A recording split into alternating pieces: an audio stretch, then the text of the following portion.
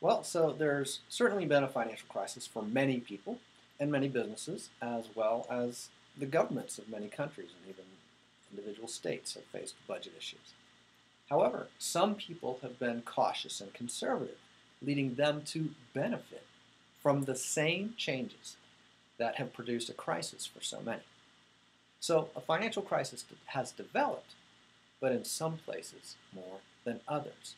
In Alaska, high fuel prices have led to an unprecedented surplus and profit and revenues for the government. Why? Alaska is an oil-rich place, so as prices of what they have a lot of go up, they benefit dramatically. In contrast, in Arizona, high fuel prices have led instead to a reversal of the prior trend of urban sprawl. So as it costs more and more to go from those distant suburbs back to the hub of the Phoenix metro area, and I'm talking about Phoenix metro part of Arizona in particular, well, that expanding sprawl has come back towards the center, away from the big, big houses and far off places that are very expensive to cool in the summer, and the long commutes in 110, 115-degree weather with AC cranking that use a lot of expensive fuel. Well, as fuel prices have risen and as cooling costs have risen, the price of electricity and other forms of energy, well, it attracts people to come back closer to the center of the hub. Same thing in Las Vegas. Same thing in lots of places, but in sprawling desert metros like Las Vegas and Phoenix, much more extreme change in the trend. Changed earliest in mid-2005 rather than in many other parts of the U.S. It was 2006, 2007 before you saw a reversal of real estate trends. And the change in price in Phoenix and Las Vegas has been 50 and 60% declines rather than in many other places 8% declines and 22% declines. Much bigger decline in places most sensitive to energy prices. In contrast, in Alaska, what's happened to real estate prices? Well, I actually don't know, but given that Alaska has been booming economically relative to most states, Alaska's probably done reasonably well. At least some of the real estate in some of Alaska has probably done pretty well. So in any particular place, some people have had above average results for that place, right? And some people have had below average results, like within Alaska or within Arizona. Whatever the average is for that place, some people have done above average and some people have done below average. Could it be that the social crisis is producing a shift in what people respect most? Maybe there's a shift in people's respect for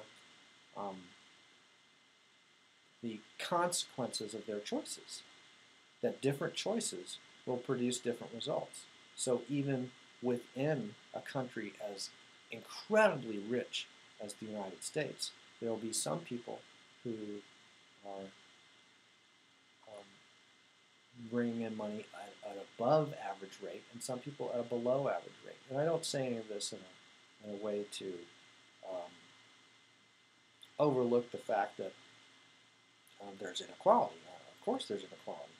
You take a 6-year-old and a 15-year-old and they're not equal. They're very different, on average. There's no equality.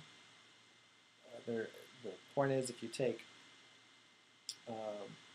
two 25-year-olds or 125-year-olds and give them all the same amount of training and the same amount of capital or money to start out with, and say, okay, go, and you come back 5 years later, well, there's going to be a variety of results. There's going to be an average. There's going to be some people way above average, some people below average. Some people, 25-year-olds might not make it to 30. They might be dead. So there's above average results and below average results, and that's inevitable. There's no equality. You can give equal circumstances, or they can take an experiment and give everyone equal circumstances, but they're not going to have equal results. That's impossible. So with the financial crisis, some places have done better than others. Some people have done better than others. Those who have been conservative, who've used competent financial analysis and adhered to the recommendations of competent financial analysts, they've done great.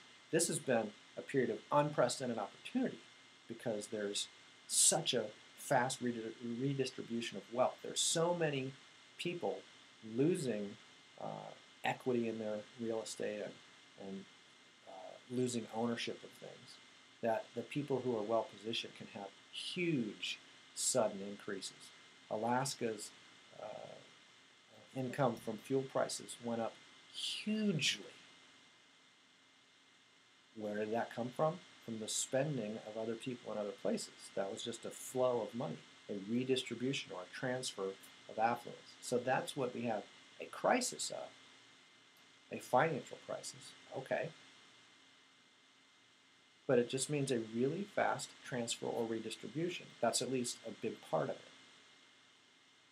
So next we're going to cover some of the other things that there's been a lack of respect for. Not just the reality of financial trends and what's going on in terms of social change.